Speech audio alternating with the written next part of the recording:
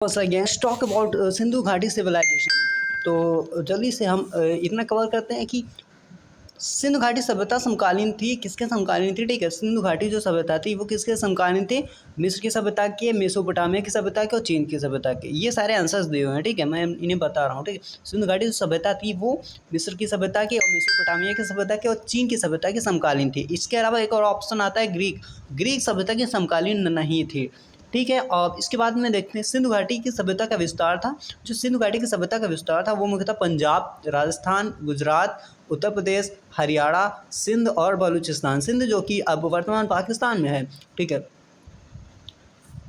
और ठीक है, उसके बाद में सीमा इसकी सबसे जो इम्पोर्टेंट रहती है कि सबसे उत्तरी सीमा इसकी कहाँ है? सबसे उत्तरी सीमा मांडा जम्मू कश्मीर में है, जो कि चिनाब नदी के किनारे है। सभी ने अच्छे से पढ़ रखा होगा, फिर भी हम एक बार रिवाइज करा देते हैं। दक्षिणी सीमा जो उसकी दैमाबाद पड़ता है महाराष्ट्र में, प्रवरा नदी के किनारे है।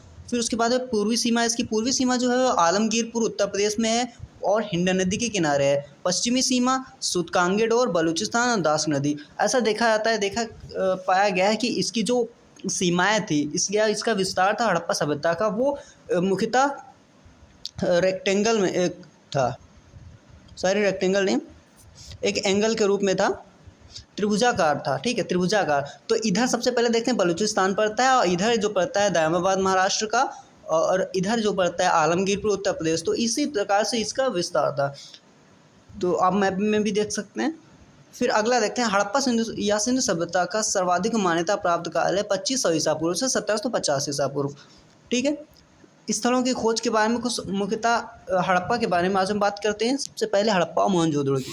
तो हड़प्पा जो कि इसकी सर्वप्रथम खोजा जाने वाला स्थल था और इसकी खोज वर्ष 1921 में हुई थी। इसकी खोज का इतिहास ऐसा रहा कि सबसे पहले 1826 में चार्ल्स मेसन ने कुछ हड़प्पा के टीले देखे थे।